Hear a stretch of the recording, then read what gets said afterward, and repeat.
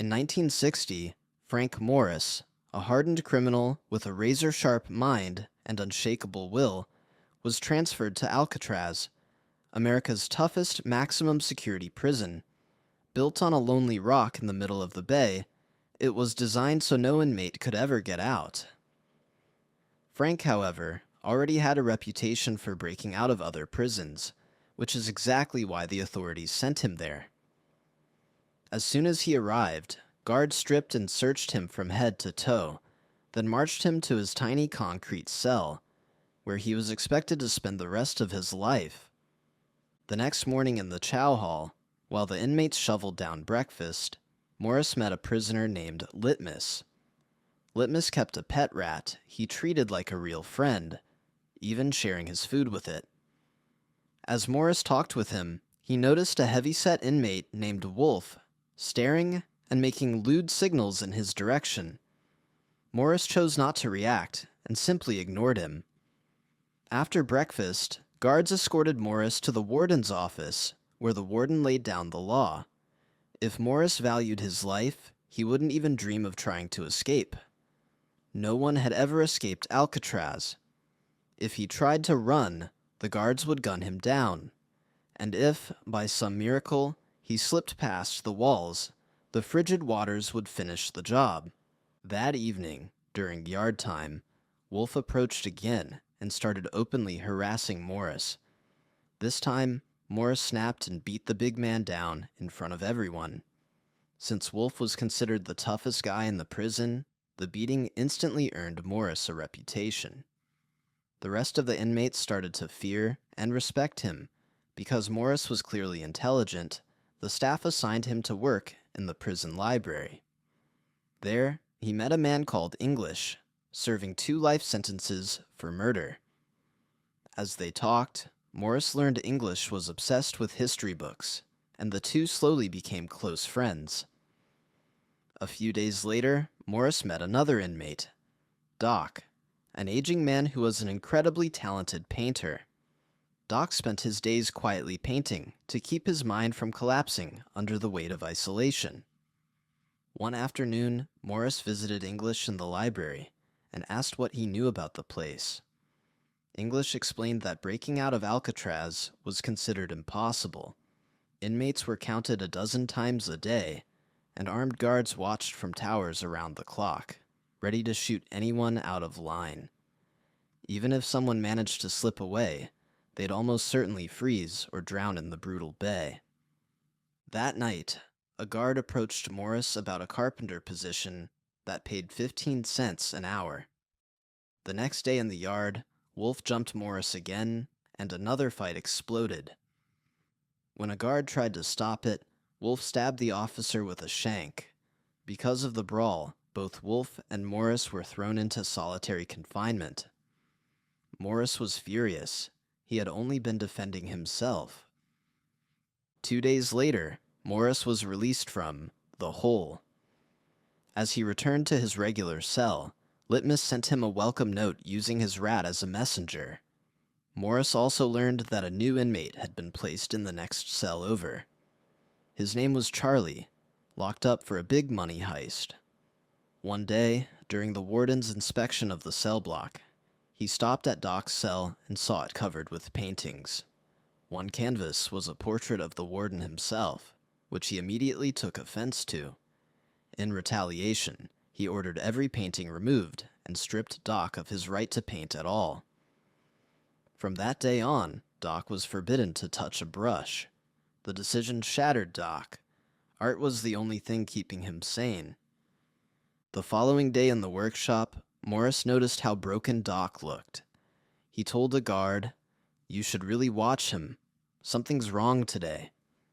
The guards brushed him off, telling him to mind his own business.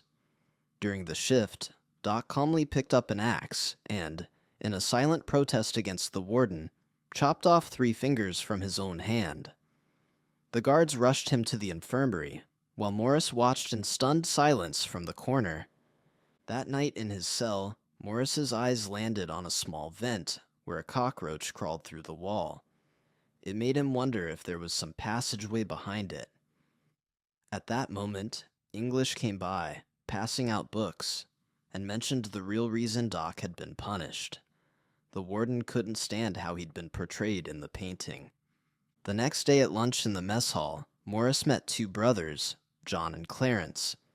He already knew them from his time locked up with them in Atlanta. They started talking, and the topic quickly turned to how people said Alcatraz was escape-proof. It was during this conversation that Morris first seriously considered breaking out. That same night, after the guards finished their rounds, Morris pulled out a nail clipper he'd hidden inside a Bible, something he'd swiped from the warden's desk. He began scraping away at the plaster around the vent in his cell. The walls were old and damp, so the cement crumbled more easily than he expected. The next day, Charlie got a visit from his wife. During their conversation, she tearfully told him his mother was gravely ill and only had a few months left to live. The news crushed Charlie. That night, back in his cell, he leaned over and told Morris, "If you're thinking of breaking out of here, I'm coming with you." The following morning at breakfast, Morris quietly laid out his escape idea to the others. He explained that the constant moisture from the Pacific had weakened parts of the prison structure. If they could remove the vents in their cells, they could squeeze through to the utility shafts behind the walls. That part of the plan was clear, but one huge problem remained: how to cross the bay to shore. Morris turned to Clarence and said, "You work in the laundry. Whenever you get the chance, steal raincoats and stash them. On escape night, we'll use them to make a raft." Everyone agreed the idea was risky but brilliant, and they all committed to helping. That night, Morris went back to scraping the wall. Charlie stayed alert in his own cell, watching for guards and ready to warn him. Morris dug with everything he had, but the little nail clipper was wearing out fast and shredding his hands in the process. The next day, Morris told his crew he needed a better tool. As he talked, his gaze landed on a metal spoon. He rubbed it against his shoe to make it look grimy, and called a guard over, complaining the spoon was too dirty and asking for a replacement. The guard agreed, and Morris and John walked over to swap it. While John kept the guard distracted with small talk, Morris slipped not one but two spoons into his pocket. Then he dropped by Litmus's cell and borrowed a coin. That night, Morris lit a tiny fire in his cell and heated one of the spoons, then fused it to the nail clipper, making a stronger, longer digging tool. With this improvised chisel, he started in on the wall again, and this time, the work went much faster. While he was digging, a guard came down the tier, and Charlie failed to spot him in time. Luckily, English appeared and distracted the guard at the last second. Morris quickly covered the hole and jumped back into bed. He didn't get caught, but he did realize he couldn't completely rely on Charlie. Over the next several days, Morris kept chipping away. He realized that while the vent frame was rusted, he'd still need a special tool to cut the metal. Whenever he went to the yard, he'd quietly empty his pockets full of cement dust and chunks, scattering the evidence on the ground. In the workshop, Morris crafted a small cutting tool strong enough to slice through the grill. To avoid suspicion, he held a scrap of iron in his hand when the machine alarm buzzed. The guards confiscated the obvious piece of metal, thinking they'd stopped something, not realizing Morris had the real tool hidden inside his shoe. Back in his cell, he went to work. After a struggle, he cut through the vent and pried it off. In their own cells, Charlie, John, and Clarence did the same. Phase 1 was officially done. Now they needed something to fool the guards during bed checks. Fake heads to lay on their pillows, so it would look like they were still sleeping. They split the tasks. John would snatch hair clippings from the prison barber shop. Charlie would find paint. Morris swiped old newspapers from the library. Mixing shredded paper with the plaster scraped from their walls, they molded crude skulls. After shaping and painting the faces, they glued on hair, creating heads that looked surprisingly real in the dim light. Morris also painted a fake vent cover to hide the hole in his wall. One night, he decided to test what lay beyond. He set the dummy head on his pillow, slipped into the vent, and crawled through the pipes until he reached an upper area of the cell block. There, he discovered a metal hatch high above him, just out of reach. While he was exploring, a guard walked his usual round past Morris's cell, glanced in, saw the fake head under the blanket, and assumed Morris was asleep. The next morning, Morris told the others about the door overhead. That night, he and John climbed back into the shafts to check it out. Once they reached the spot, John braced himself so Morris could stand on his shoulders and examine the hatch.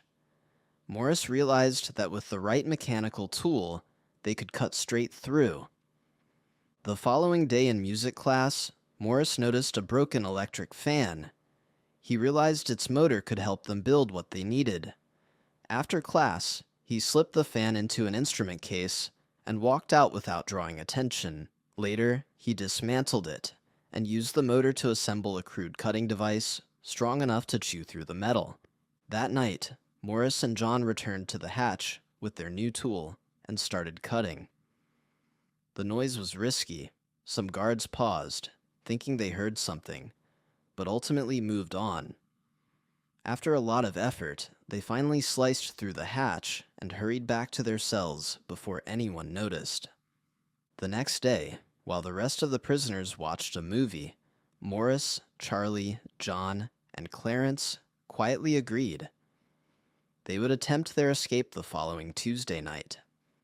On Tuesday morning at breakfast, Morris placed a single flower on the table in honor of Doc. The warden spotted it from across the room and grew suspicious. He walked over, reminded Morris that personal items on the table were against the rules, and crushed the flower in his hand. Seeing this, Litmus lost control and lunged at the warden in anger. In the chaos, Litmus's blood pressure spiked, and he suffered a fatal heart attack right there in the dining hall. That evening, sensing something was off, the warden ordered a full search of Morris's cell. Guards combed through everything, but the fake vent and the hidden work passed right under their noses. Afterward, the warden told a guard to process paperwork to move Morris to another cell the next day. Meanwhile, Wolf was finally released from solitary after 6 months. He was already plotting a new attack on Morris, but before he could act, English stepped in and shut him down, protecting Morris once again. When escape night finally came, the team agreed to meet near the hatch. After lights out, one by one, they snuck through their vents and crawled through the shafts. At the last minute, Charlie panicked. Fear overwhelmed him, and he stayed back. Morris, John, and Clarence pushed ahead, reaching the hatch and climbing up onto the prison roof. Eventually, Charlie forced himself to leave his cell and crawled to the gate. But by then, the others were gone, and he had no one to help him up. His one chance at freedom had slipped away. On the roof, Morris and the brothers dodged sweeping searchlights, made their way down to the yard, and crossed the outer fence. They had done the unthinkable, escaped from the most feared prison in America. Once they reached the shoreline, they pulled out the stolen raincoats and pieced together a homemade raft. After a long struggle inflating and securing it, they finally pushed off into the dark water, leaving Alcatraz behind. The next morning, guards pulled back the inmates' blankets and froze when they saw the fake heads on the pillows. Alarms wailed through the cell blocks. The prison went on full lockdown as the manhunt began. News of the escape exploded nationwide, and soon the Air Force and Navy joined in the search, scaring the bay and surrounding islands. Still, there was no sign of Morris, John, or Clarence. Elsewhere, investigators found scraps of raincoat and a few personal items floating in the bay. While searching Angel Island, the embarrassed warden argued that the prisoners would never willingly abandon such important belongings. In his mind, they had to have drowned.